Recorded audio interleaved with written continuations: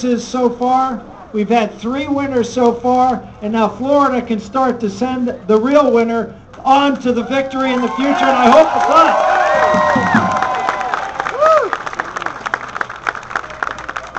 on. As the mayor just said, if you're looking for the candidate who is the vision for our country, the vision for Florida, the vision for our country, that's going to create prosperity, that's going to create a strong, solid foundation for our country, one that believes in free people, free markets, free enterprise, the dignity of human life, the centrality of the family, strong national security, a good friend to our allies. In other words, if you're looking for the real conservative, someone who is the Reagan model, then the answer is standing here today before you. I need your help and support.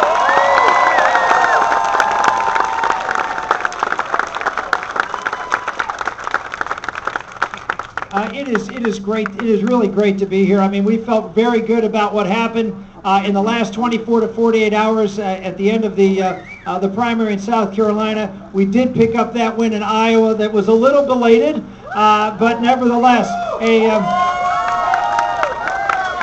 a solid win for us. And I just put this in perspective. We've had 3 races. One in Mitt Romney's backyard in the state of New Hampshire. He owns a home in New Hampshire. He's campaigned there for 6 years, and as I said before, he was the governor of the neighboring state. Last night, we had a race in South Carolina, right across the border from where Newt Gingrich was, and pretty much his backyard, and where he staked his claim. And they were able to win in their backyard. Well, there was one race that was in nobody's backyard. There was one race where you had to go out and on a level playing field compete, and we won that race.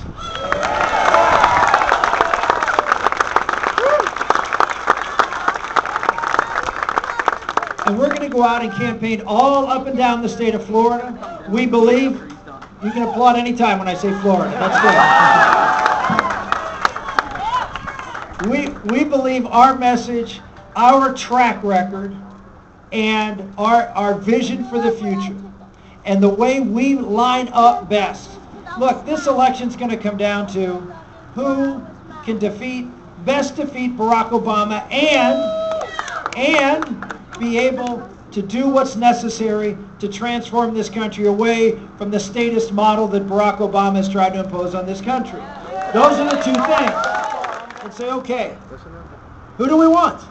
Who is the candidate that we should, here in Florida, put our stamp of approval on? Who is the best candidate? Who's the best candidate?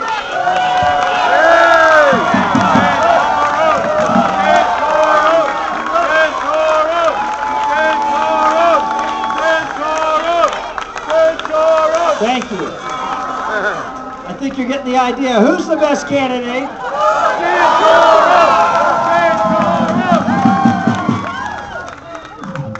Who's the best candidate put up against Barack Obama?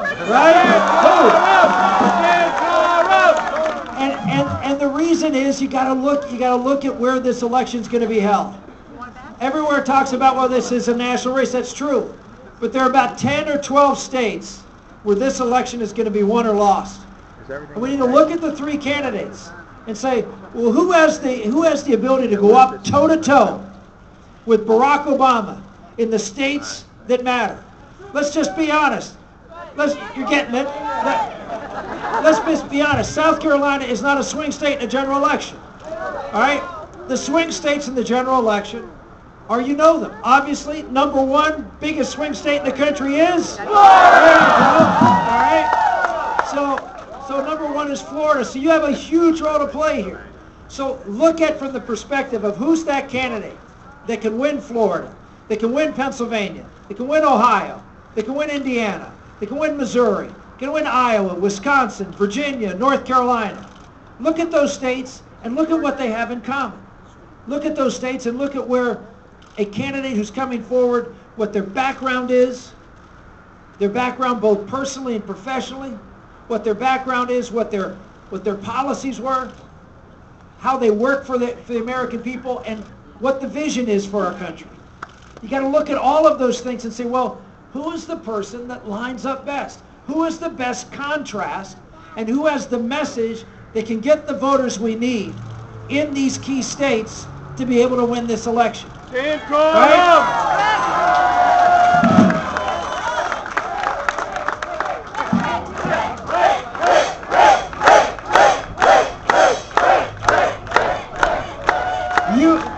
You have appropriately jumped to the conclusion, but let me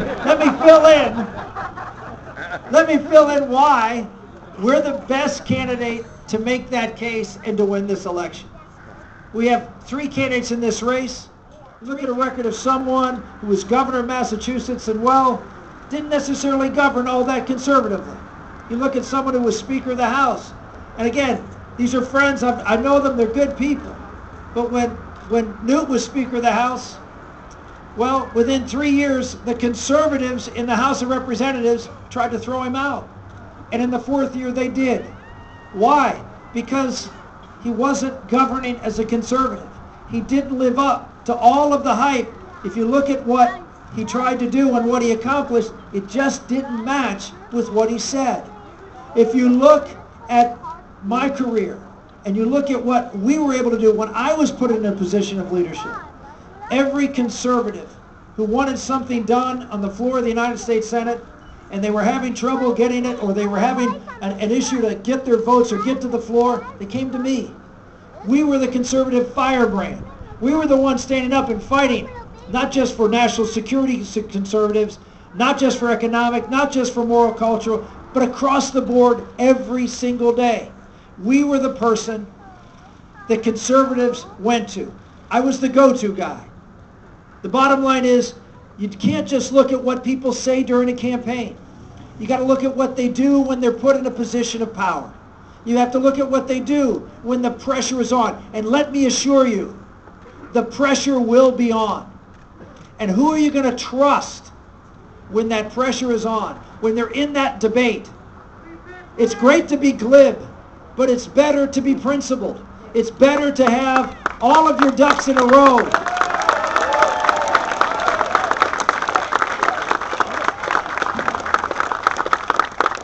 It's better to have someone of principle, someone who has been there, someone who's not afraid when they get accused of being intolerant or whatever the case may be, who stands up and says, I'm not.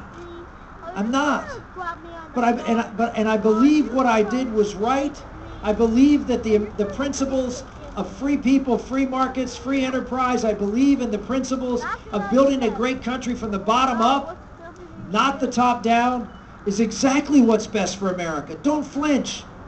Don't waver. Don't bob and weave, but stand up proudly and strongly for the convictions that each and every one of you have and that you want to see from your leaders. Someone who believes in you, not big government. If you look at the biggest issues in this race, the biggest issue, single issue in this race is freedom. Whether America is going to be the country that believes in free people, or we are going to go to a status model like every other country in the world has done, that says that the elites know better how to run your life than you do. And if you look at the biggest issues of the day that we're going to be debating in this race with President Obama, the number one issue, the reason I got in this race was Obamacare, was a government takeover of 1/6 of the economy. A government takeover, a section of the economy that's going to control each and every one of your lives. Why? Because they're going to control your access to health care. Ultimately, that's what Obamacare does. And so it is a game changer for America. It is the central issue of whether government taxation and regulation and control is the future of our country, or whether we still believe in you. We still believe in free people. Who is best able to stand up and fight that battle? Is it someone whose health care plan was the model for Obamacare? No. Was it someone who for 20 years, and I repeat this, for 20 years stood for the government, the federal government, being able to mandate that you buy private sector insurance? Well, for 20 years, Congressman Gingrich has demanded and encouraged and fought to get a mandate from the federal level, the very thing that the Attorney General in this country is fighting at the Supreme Court. Pam Bondi's fighting at the Supreme Court on the individual mandate, and for 20 years, up until last year, Speaker Gingrich supported that mandate. Now, how is it that we are going to have the contrast that is necessary for us to win in the general election if we have two candidates on the most important single issue that we're dealing with, freedom, and the freedom of our healthcare system, are badly compromised? We did this 4 years ago, folks. We did this model 4 years ago, putting someone up there who was a little bit more moderate to be able to appeal to moderate voters. It doesn't work. It didn't work with John McCain. It didn't work for Bob Dole. It doesn't work. What we need is a strong conviction conservative.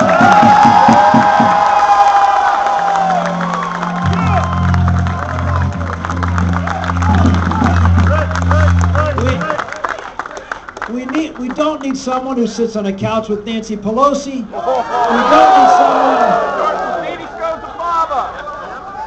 I mean, it's not as bad as sitting with Debbie Wasserman Schultz, but it's close.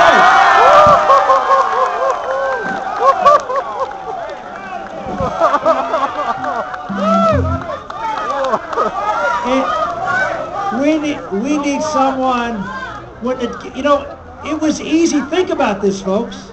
It was easy 5 or 6 years ago when everybody was saying, oh, well, we've got to do something on this fact of global warming. Everybody ran. Everybody went and said, oh, yeah, we have to do something. Oh, yeah, that's the in thing to be. Well, we don't want politicians who run for the in thing to be that the left creates in the media. Right. It happens all the time. It will happen again. And we need someone who has the courage and the confidence to stand up and say, that's not true. This is a bad thing for America, and I'm not going to sit on the couch with anybody. Commander-in-Chief, he is the divider-in-chief.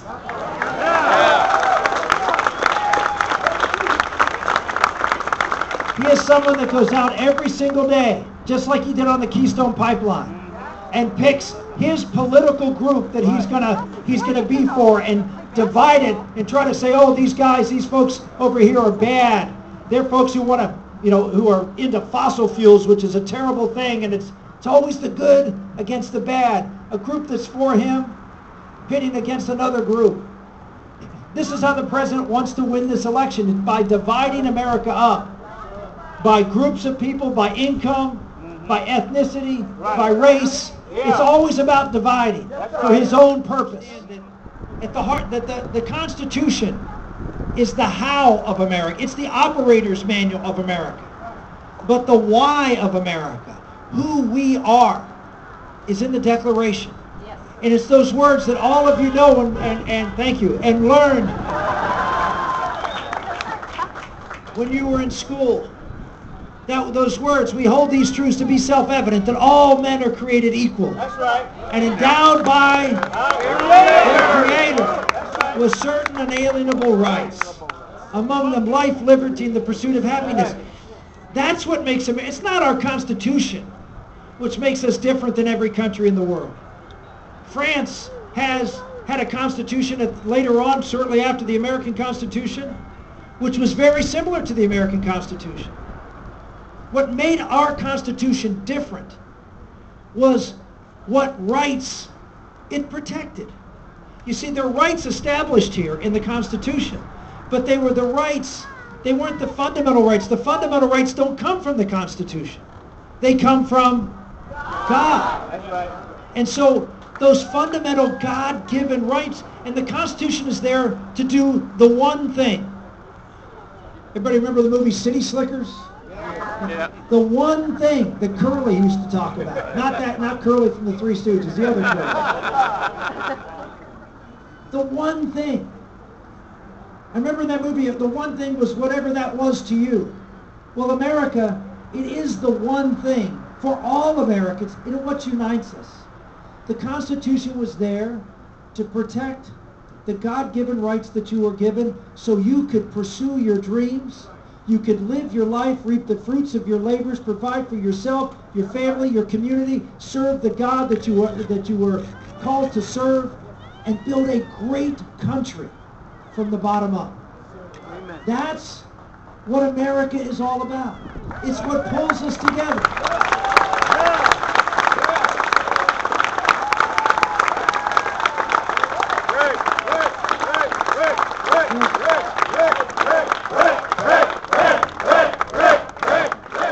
Ladies and gentlemen, I'm very appreciative of you coming out here today. This is a watershed election. There's no election that you will vote in that will have more consequence to your children and grandchildren. If we are not successful in putting the right nominee up and rallying behind that nominee in the fall to win the state of Florida, then I fear that we will be the generation that will be looked at. You will have to sit down 10, 15, 20 years from now as you talk to your children and grandchildren and say, well, yes, it did happen on my watch. Don't let that conversation ever occur.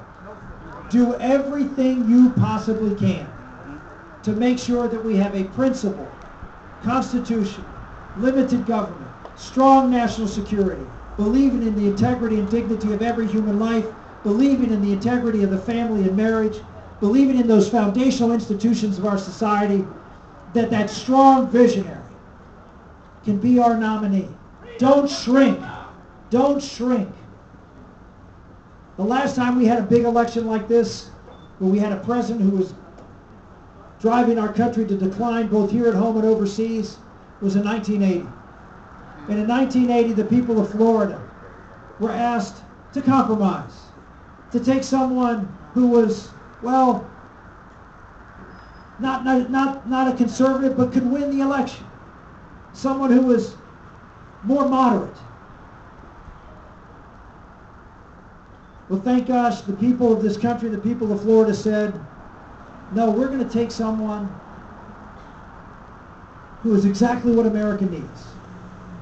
Not what the pundits and the pollsters say, but what we know in our hearts is true. Someone whose name was Ronald Reagan.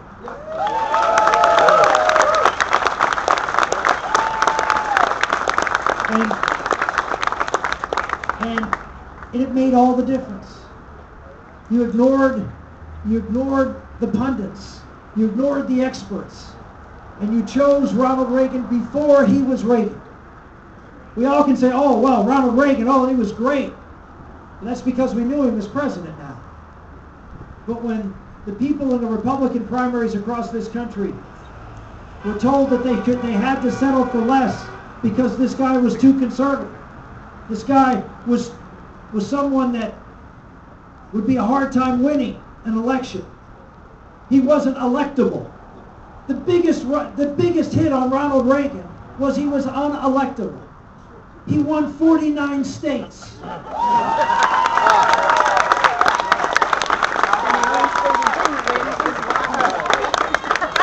This unelectable baloney is simply that. You need somebody. We need somebody who believes in you, who can rally the American public, who can convince us that yes, we can do for ourselves. We don't need government. We can be strong again. We can be a great nation again. We can be the country that will lead the world again. We can be the country that our ancestors gave to us, and we can do it. Thank you all very, very much for being here. Thank you. God bless you. God bless America. Thank you.